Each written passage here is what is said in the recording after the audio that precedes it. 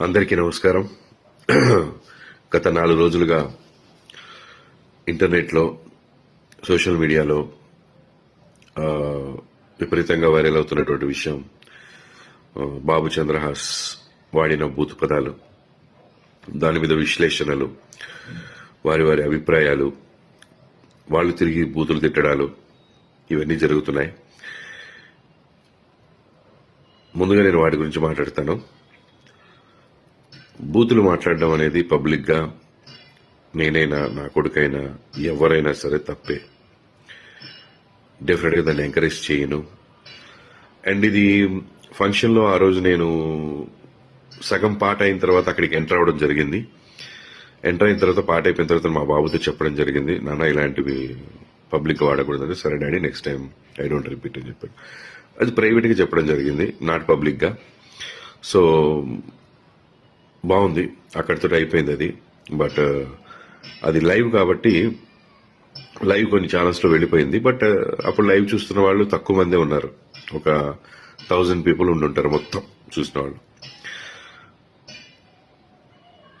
దాన్ని ముక్కగా కట్ చేసి మిగతా వాళ్ళు కెమెరాల ముందుకొచ్చి ఇది వినండి అని చెప్పి వినిపించారు.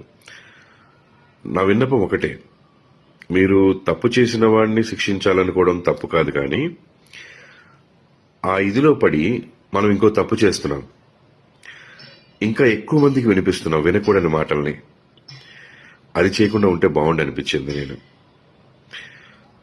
ఓకే, మనం బాధ్యతగా ప్రవర్తించాలి అని అనుకున్నప్పుడు సమాజం పట్ల ఎక్కువ మందికి ఇది వినకూడదు, ఎక్కువ మంది ఇది వింటే పాడవుతారని ఫీల్ అవుతున్నప్పుడు దాన్ని తీసుకొచ్చి మళ్ళీ మనం వీడియో ముందు వినిపించడం అనేది అవసరం లేదు.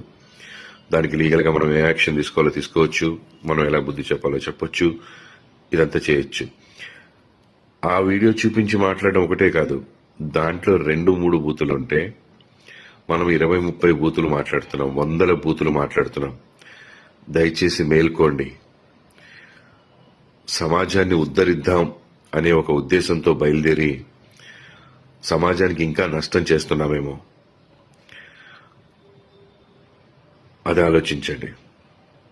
అండ్ ముఖ్యంగా అక్కడ నా భార్య కానీ నా కూతురు కానీ లేరు, వాళ్ళు చెన్నై షూటింగ్లో ఉన్నారు. ఆ విషయం తెలియకుండానే చాలా మంది చాలా మాటలు అన్నారు వాళ్ళని. తప్పు, అది పెద్ద తప్పు. ఏదైనా తెలుసుకుని మాట్లాడాలి. ఇంకో ముఖ్య విషయం, నన్ను కూడా చాలా మాటలు అన్నారు. పెంచడం రాదా, పద్ధతి తెలియదా,